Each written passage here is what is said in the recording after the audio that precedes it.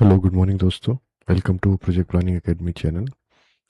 हमारा जो आज का टॉपिक है वो है टाइम साइकिल ऑफ पाइल।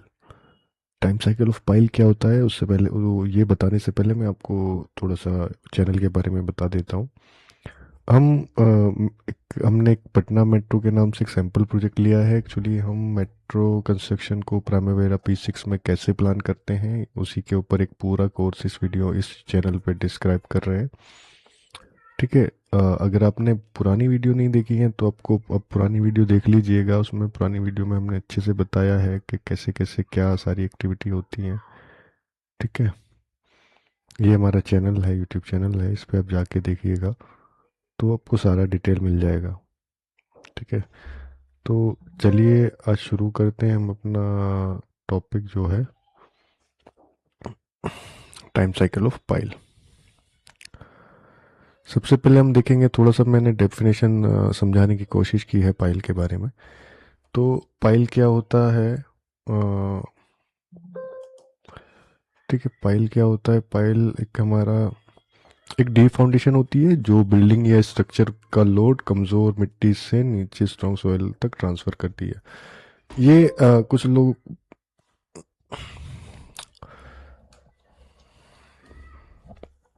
ठीक है, मतलब सब लोग जानते होंगे पाइल, तो नॉर्मली जानते हैं, लेकिन जो लोग बिल्कुल नए हैं, जो कंस्ट्रक्शन में नया नया अपना भी जॉब स्टार्ट कर रहे हैं, तो उनके लिए मैंने थोड़ा सा डिटेल में बताने की कोशिश की है। इस इमेज में आप देख लीजिए। सबसे पहले क्या स्टेप होता है पाइल एक्टिविटी को करने के लिए? सर्वे मार्किंग करते हैं, उसके बाद बोरिंग करते हैं, उसके बाद reinforcement fixing and tremie pipe lowering and casting. ठीक है। ये एक छोटा सा एक डायग्राम है जो बताता है कैसे हम लोग पाइल एक्टिविटी को करते हैं। Types of pile. Mainly pile तो काफ़ी टाइप्स की होती हैं, लेकिन हम लोग दो आज जो इस वीडियो में जो जिक्र करेंगे, दो pile, friction and end bearing pile. क्योंकि ज़्यादातर इंफ्रास्ट्रक्चर प्रोजेक्ट ये हो या बिल्डिंग प्रोजेक्ट में ज़्यादा यही पाइल यूज़ होती हैं, तो हम इन्हीं के बारे में आज डिस्कस करने वाले हैं। इन्हीं के बारे में थोड़ा डिटेल में जानेंगे। तो फ्रिक्शन पाइल क्या होती हैं? फ्रिक्शन पाइल वो पाइल होती हैं जो अपना लोड सोयल के साथ फ्रिक्शन के थ्रू ट्रांसफ़र करती हैं, और इस पाइल का लोड नीचे हार्ड रॉक पर डायरेक्टली नहीं जाता है, बल्कि पूरी पाइल लेंथ के अलोंग सोयल के रेजिस्टेंस से सपोर्ट मिलता है।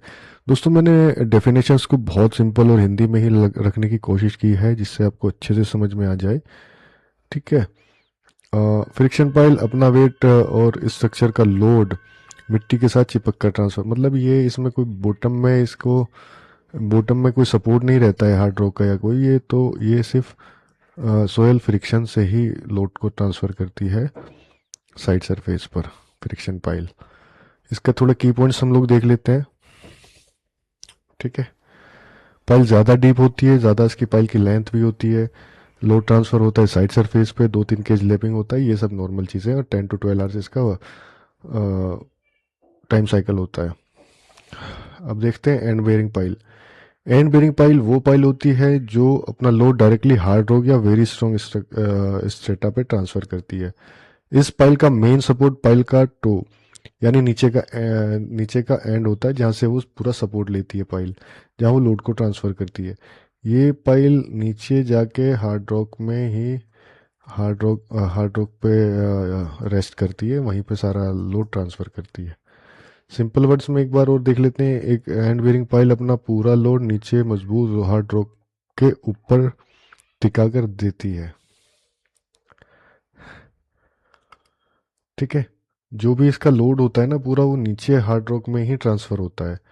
ये साइड फ्रिक्शन तो नॉर्मल तो रहता ही है हर जगह एंड बेयरिंग पाइल हो, लेकिन इसका जो मेन होता है वो नीचे हार्ड रॉक में हमारा ट्रांसफ़र होता है। इसका एक इमेज हम देखेंगे। इसका की पॉइंट्स देख लेते हैं। पाइल डेप्थ कंपैरेटिवली कम होता है, लोड ट्रांसफ़र ज़्यादा नीचे बॉटम में होता है, केज यूजुअली सिंगल ही होता है, एंड इसका टाइम साइकिल 22 to 24 आवर्स होता है। अब इनमें थोड़ा सा डिफरेंस हम देख लेंगे। ये एंड बेयरिंग पाइल है, एंड ये सॉरी, ये फ्रिक्शन पाइल है, एंड ये एंड बेयरिंग पाइल है।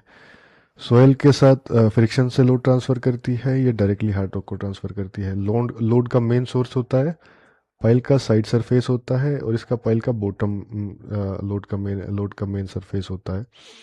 सॉइल कंडीशन कैसी होती है? इसमें सॉफ्ट और मीडियम होती है।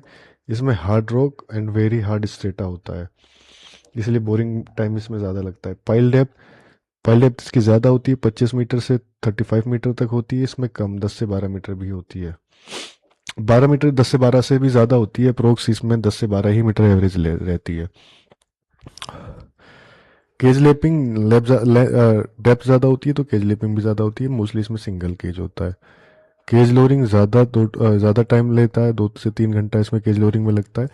इसमें 1 घंटे 30 से 1 घंटे में कंप्लीट हो जाता है। बोरिंग कंडीशन कैसी होती है? कंपेरेटिवली इजी होता है बोरिंग इसका। इसका डिफ़िकल्ट होता है क्योंकि हार्ड रोग होता है इसमें। बोरिंग टाइम नॉर्मल इसमें लगता है, इसमें बहुत ज़्यादा लगता है एंड बोरिंग पाइल में।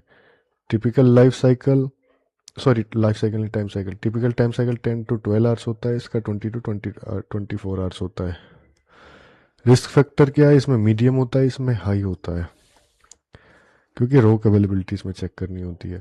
प्रोडक्टिविटी वेरिएशन, इसमें कम प्रोडक्टिविटी वेरिएशन आता है, इसमें ज़्यादा आता है। कभी कभी क्या होता है, हमारा अगर नॉर्मल बोरिंग में 12 to 14 आवर्स लग रहे हैं, तो कहीं कहीं पे हार्ड रोग इतना ज़्यादा हार्ड आ जाता है कि उसमें ही 12-13 घंटे उसमें ही लग जाते हैं 1-1 मीटर डेप्थ में जाने में। तो इसमें मेनली थोड़ा हार्ड रोग होता है तो ज़्यादा टाइम लग जाता है। अब हम लोग चेक करेंगे फ्रिक्शन पाइल के बारे में थोड़ा सा डिटेल में समझेंगे, इसकी टाइम साइकिल को, कि कैसे टाइम साइकिल कैलकुलेट करते हैं। क्योंकि प्लानिंग के लिए सबसे ज़्यादा ज़रूरी होता है कि हम अगर किसी चीज़ को प्लान कर रहे हैं, किसी भी एक्टिविटी को प्लान कर रहे हैं, तो उसका टाइम साइकिल हमारे पास होना चाहिए। वो हमको दिखाना पड़ता है कि हम लोग कैसे कैसे टाइम साइकिल अज्यूम कर रहे हैं, कैसे हम लोग ले रहे हैं। तो वो इन्हीं सब चीज़ों से हम टाइम साइकिल को कैलकुलेट करते हैं। तो फ्रिक्शन पाइल, वही टोटल लेंथ इसका 20 से 35 मीटर, पाइल डाया 0.6 से 1.2 मीटर तक होता है। ठीक है, इसका फ्रिक्शन पाइल का एक हम इमेज देखेंगे अभी। ठीक है, देखिए हमारा पाइल कैप के नीचे ये पाइल सिंगल पाइल दिखाया क्योंकि इसमें क्रॉस सेक्शन दिखाना था। बाकी इसमें 4 पाइल से 6 पाइल का ग्रुप होता है, 5 भी होता है। देखिए ये रेनफोर्समेंट केज है एंड ये इसका कंक्रीट है, और ये फ्रिक्शन लग रहा है, फ्रिक्शन ले रही है पाइल अपना, साइड सरफेस से फ्रिक्शन ले रही है और वहीं पे लोड ट्रांसफ़र करती है। ठीक है, एंड में ये बिल्कुल हार्ड रॉक पे नहीं है, ये ओनली सॉइल पे रेस्ट है, क्योंकि इसका लोड जो है साइड साइड से आता है, साइड साइड से ही ट्रांसफ़र करती है। अब फ्रिक्शन पाइल की थोड़ा हम पूरा एक टाइम चार्ट देख लेते हैं कैसे कैसे होता है। एक्टिविटी सर्वे एंड मार्किंग में हमें 30 मिनट्स लग रहा है। बोरिंग कंप्लीट डेप्थ तक जाने में हम 3.5 आवर्स, यानी अगर हम 12:30 बजे स्टार्ट करते हैं तो 4 बजे तक कंप्लीट होता है, तो 3.5 आवर्स इसमें लग जाते हैं। और गेज लोअरिंग में हमको 2.5 आवर्स लग रहे हैं, एंड ट्रिम लोअरिंग में हमको उसको 45 मिनट्स लग रहे हैं, एंड कंक्रीटिंग में 2 hours 45 मिनट लग रहे हैं। तो इसमें टोटल 10 आवर्स का समय लग जा रहा है एक पाइल में। हम 2-3 पाइल का डेटा लेते हैं, उसके बाद हम लोग एवरेज निकालते हैं कितना टाइम लग रहा है। 3 से भी ज़्यादा पाइल का ले लेते हैं, 5 का ले लेते हैं, 4 का ले लेते हैं, तो उसका एवरेज निकाल के रखते हैं कि हाँ, किसी एक एक पाइल को देखेंगे, अगर एक पाइल से डेटा लेंगे तो वो कभी भी एक्यूरेट नहीं होता, क्योंकि एक पाइल को या 2 पाइल को करने में कभी कुछ प्रॉब्लम आ जाता है, कभी कुछ। तो इसलिए 4-5 पाइल का हम लोग एक साथ डेटा लेते हैं, उसी के हिसाब से हम टाइम साइकिल एज्यूम करते हैं। फ्रिक्शन पाइल, सेकंड पाइल में हमें 11 आवर्स लगे हैं, एंड थर्ड पाइल में देखिए सर्वे मार्किंग एंड ये सब चीज़ें, बोरिंग में उसको ज़्यादा टाइम लग गया, केज लोअरिंग में थोड़ा ज़्यादा लग गया, तो इसमें 12 आवर्स लग गए। तो फ्रिक्शन का पाइल का कंक्लूजन हो गया इसमें 10 to 12 आवर्स इसमें इसका टाइम साइकिल लिया जा सकता है। एंड बेरिंग पाइल में आ जाते हैं। पाइल का डेप्थ 10 से 18 मीटर तक होता है। ठीक है, पाइल डाया वही 0.6 से 1.2 मीटर के हिसाब से होता है, लोड कैपेसिटी के हिसाब से रहता है। अब हम बात करेंगे शॉर्ट पाइल, ये ठीक है वो टाइम साइकिल। अब इसका एक इमेज देख लेते हैं, इसका भी सेम इमेज आपको इसमें दिखा देते हैं। ये वही सब reinforcement cage and concrete of pile वो सब दिखा रहा है, स्किन फ्रिक्शन इसमें भी हो रहा है, लेकिन इसका जो मेन पॉइंट है ना, ये जो इसका बॉटम जो रेस्ट कर रहा है वो हार्ड रॉक पे आके रेस्ट कर रहा है। ऐसा नहीं कि जहाँ से हमको हार्ड रॉक मिलना शुरू हुआ है बस वहीं पे उसको छोड़ दिया, नहीं। हार्ड रॉक से डाया का मैक्सिमम मिनिमम 3 टाइम्स जाते हैं हम। डाया 3D, यानी अगर हमारा डाया पाइल 1 मीटर का है तो 3 मीटर हमको हार्ड रॉक में इसको हार्ड रॉक में बोरिंग करके वहाँ तक कास्ट करना पड़ेगा। ठीक है, ये मिनिमम टू मिनिमम 3 मीटर होता ही है। अब वैसे ही इसका भी टाइम साइकिल 3 पाइल का हम लेके चलेंगे। पहला सर्वे मार्किंग में 30 मिनट्स लगा, और बोरिंग बोरिंग में हमको 12:30 बजे हम स्टार्ट किया, दिन का 12:30 बजे तक हमको बोरिंग किया, तो 12 आवर्स इसमें लग गया। केज लोरिंग में हमको 45 मिनट्स लगा क्योंकि सिंगल केज था। ट्रिमी लोरिंग में ज़्यादा टाइम नहीं लगा, 45 मिनट्स लगा। कंक्रीटिंग में 4 आवर्स लग गया, ये कंक्रीटिंग में ज़्यादा टाइम लगा इसमें। कंक्रीटिंग में मेनली 2 से 2.5 आवर्स तक लगता है अगर टीएम टाइम से आ रहा है तो। 22 आवर्स लगा यहाँ, इसमें 23 आवर्स लगा। हाँ, इसमें एक चीज़ और है, ऑपरेशनल गैप्स क्या होता है हमारे पास, अगर जैसे ये पाइल के हैं दो, हमको यहाँ पे पाइल करनी है अलग अलग, उसके पाइल हैं, तो अगर हम इसी में अगर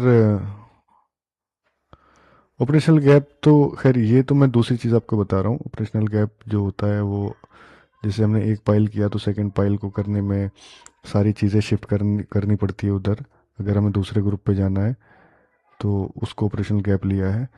मैं एक चीज़ आपको बताना चाह रहा हूँ, अगर हम यहाँ पे इस ग्रुप में एक पाइल कर रहे हैं और हमारे पास आगे के ग्रुप का अवेलेबिलिटी नहीं है, एक पाइल कास्ट होने के बाद फिर हम ये वाला पाइल करेंगे, ऐसे करेंगे, फिर उसके बाद ऐसे करेंगे, और उसके लिए कहीं कहीं अलाउ करता है 12 आवर्स में कि आप दूसरा पाइल कर सकते हो, कहीं कहीं 8 आवर्स में करता है, और कहीं कहीं 24 आवर्स में सेकेंड पाइल करने की परमिशन मिलती है क्लाइंट की तरफ से।